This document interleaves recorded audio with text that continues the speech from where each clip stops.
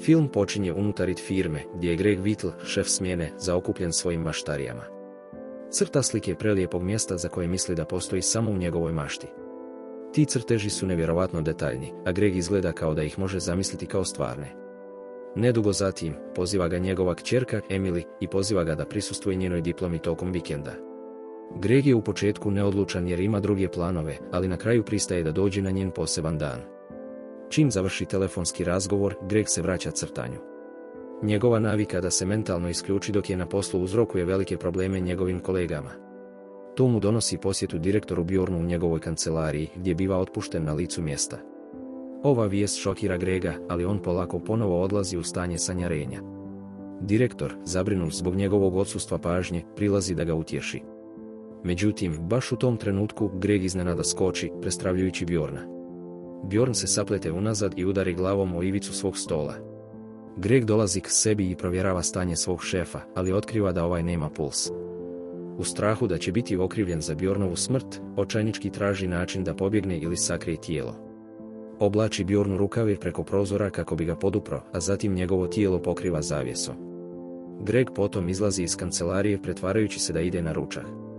Nakon toga stiže u obližnji bar i odmah naručuje dupli viski kako bi utopio brige. Dok nestrpljivo čeka piće, primijeti ženu koja ga znatiželjno gleda. Žena maše rukom nekoliko puta, čineći da zvukovi u baru na trenutak postanu prigušeni. Kada Greg primijeti šta ona radi, žena mu prilazi i naziva ga stvarnom osobom. Predstavlja se kao Izabel i poziva ga da sjedne za njen sto. Zbunjeni Greg joj se pridružuje, gdje mu ona pokazuje kako se Bjornovo tijelo vidi s mjesta na kojem sjede. Izabel nudi pomoć, tvrdeći da se osjeća odgovornom za cijelu situaciju. U zamjenu, traži od njega da joj donese žuti amulet od svog bivšeg dečka, koji je imun na njene moći, baš kao i Greg. Zbunjeni Greg, koji je pažljivo slušao, nema pojma o čemu ona govori. Zato Izabel pojašnjava da, za razliku od njih, većina ljudi koji trenutno vide nisu stvarni. Ti ljudi su samo dio simulacije koju je ona kreirala. Greg je i dalje sumnjičav, ali nema izbora osim da uradi kako ona kaže. U toaletu pronalazi Izabelinog bivšeg dečka koji izgleda kao da je pijan zaspao.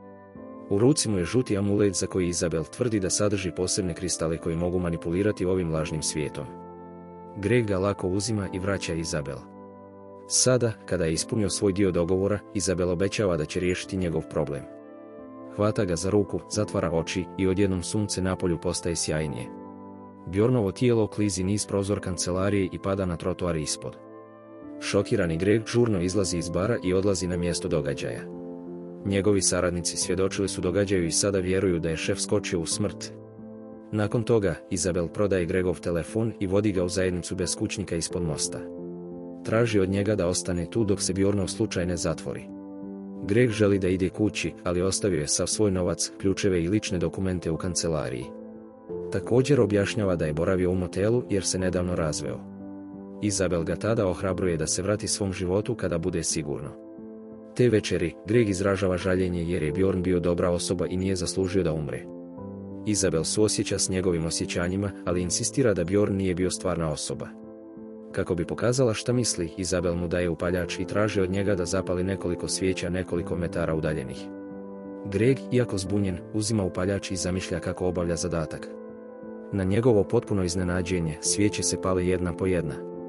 Ovo na izgled dokazuje Izabelinu tvrdnju, ovaj svijet je simulacija, a oni su zapravo stvarne osobe koje mogu manipulirati svijetom.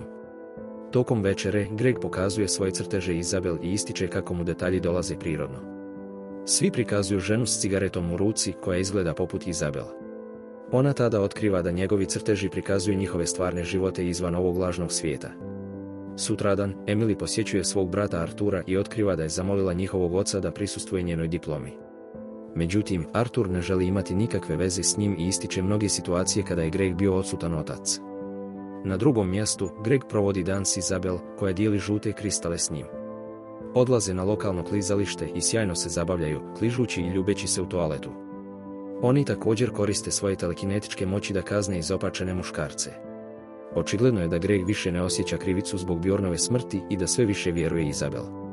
Kasnije, dok se kreću prema restoranu brze hrane, Izabel primijeti automobil koji se zaustavlja nekoliko metara ispred njih.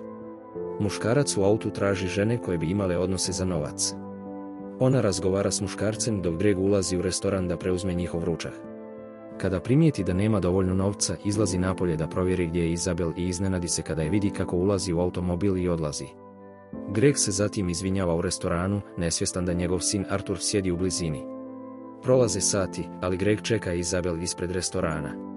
Čak mu se i radnik iz restorana smiluje i daje mu vrećicu s bajatom hranom. Na kraju, Izabel se pojavljuje, a Greg dijeli hranu s njom bez ikakvih pitanja. Kasnije te večeri, Izabel ostavlja Grega na ulici dok ona odlazi u sumnjivi stan. Tamo se sastaje sa svojim bivšim dečkom Kendom i traži od njega da dopuni njen amulet žutim kristalima. U međuvremenu, Emily pronalazi svog oca i kroz suze ga moli da pođe s njom. Greg insistira da sačeka, govoreći da ima prijatelja koji će uskoro doći. Obećava Emily da će prisustvovati njenoj diplomi. Ali tinejdžerka otkriva da je ceremonija bila prije 2 sedmice. Vidjevši da je njen otac zbunjen, ostavlja mu svoj broj telefona na poleđini fotografije s diplome. Nedugo zatim, Izabel, koja je vidjela razgovor između oca i kćerke, vraća se. Govori Gregu da zaboravi na Emily jer ona nije stvarna osoba. To ga razbjesni i njih dvoje ulaze u blažu svađu. Dok razgovaraju, blizu njih se zaustavlja sumnjivi kombi. Muškarac unutra ima pištolj i počinje zahtijevati novac od njih. Razljučen, Greg uzima nekoliko žutih kristala iz Izabelinog amuleta i drobi kombi koristeći svoje telekinetičke moći. Ali to ga tjera na povraćanje jer je odjednom iskoristio mnogo mentalne snage. Scena prelazi na sljedeće jutro, gdje se Greg budi u Izabelinom šatoru, ali je ne pronalazi nigdje. Vidi svoje crteže okačene u blizini i odmah ih skuplja prije nego što ode u šetnju. Greg ubrzo stiže do govornice i zove Emily koristeći broj koji mu je ostavila na fotografiji. Međutim, poziv ostaje bez odgovora, pa Greg ostavlja poruku na njenoj telefonskoj sekretarici. Kada se konačno vrati u šator, Izabel ga grdi zbog toga što ju je ostavio. Otkriva se da je neko ukrao sve žute kristale dok su oboje bili odsutni. Kada Izabel sazna da je Greg također uzeo svoje crteže, optužuje ga da želi da je napusti. Njene sumnje se pojačavaju kada pronađe Emilyn fotografiju u njegovom džepu. Zatim naglašava da ovaj svijet nije stvaran i da ga iluzija ponovo vuče ka sebi. Kako bi dokazala svoje tvrdnje, Izabel vadi epruvetu s nekoliko plavih kristala. Kaže da su ti kristali posebno dizajnirani da ih izbace iz ovog lažnog svijeta i vrate u njihov stvarni svijet. Potrebno im je po 10 kristala, ali nedostaju im 4. Ipak, Izabel je sada očajna jer osjeća da Greg gubi dodir sa stvarnošću. Stoga stavlja kristale u uređaj za drobljenje i govori mu da ih udahne kroz nos.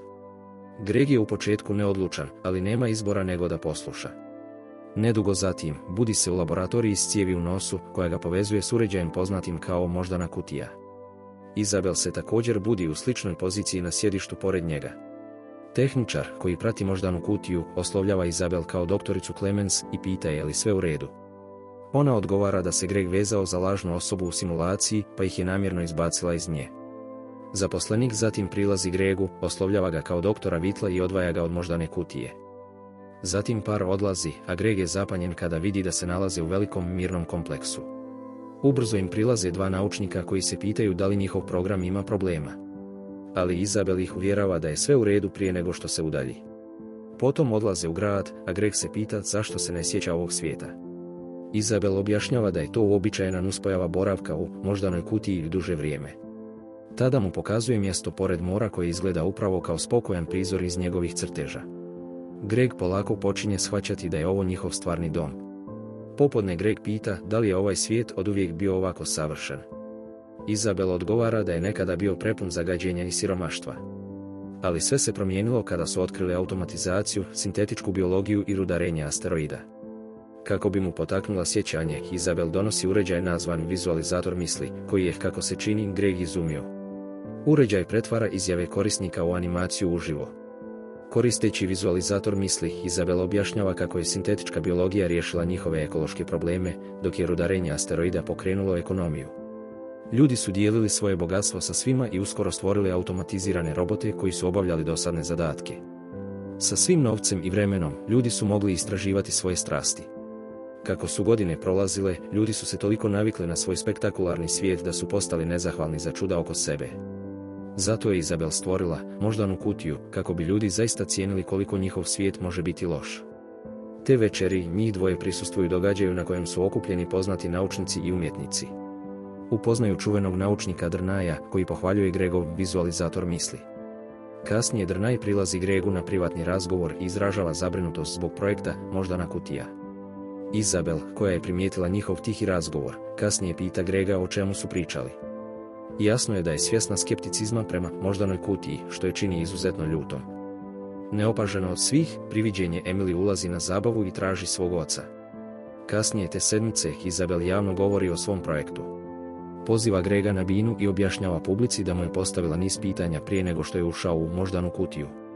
Sada će mu postaviti ista pitanja i uporediti njegove odgovore s prethodnim. Postavlja niz pitanja, a Gregovi odgovori jasno ukazuju na promjenu u njegovom pogledu na svijet. Ranije je bio razdražljiv i nezadovoljan, ali sada, nakon simulacije, izuzetno je zahvalan i sretan. Prezentacija je uspješna, a Izabel privlači veliku pažnju nakon govora. Ali dok je okružena obožavateljima, Grega privlači priviđenje Emily koji ga vodi van zabave. Dok je prati, nešto čudno se događa. Njihovo besprijekorno mjesto odjednom postaje prekriveno grafitima i smećem. Emily konačno razgovara s Gregom, naglašavajući da je ona njegova kćerka i da ne razmišlja jasno. Emily objašnjava da ga je pronašla u šatoru za beskućnike s čudnim žutim kristalima u rukama. Vraća mu te kristale i otkriva da mora izabrati koji svijet želi, ovaj savršeni svijet ili slomljeni svijet gdje žive njegova djeca. Odjednom Greg čuje Izabel kako vrišti za pomoć i žuri dolje, gdje zatiče zabavu u haosu. Ovo ga navodi da uzme jedan žuti kristal i iskoristi svoje telekinetičke moći kako bi razmaknuo gomilu oko Izabel. Zajedno napuštaju zabavu i vide da se simulirani svijet unutar moždane kutije sada miješa s njihovim idiličnim svijetom. Zbunjen, Greg pita šta se dešava, na što Izabel otkriva da bi izlazak iz moždane kutije s nedovoljno plavih kristala mogao uzrokovati ovo. Sada se moraju vratiti u simulaciju i pribaviti pravu količinu plavih kristala. Ubrzo stižu do laboratorije i priključuju se na uređaj.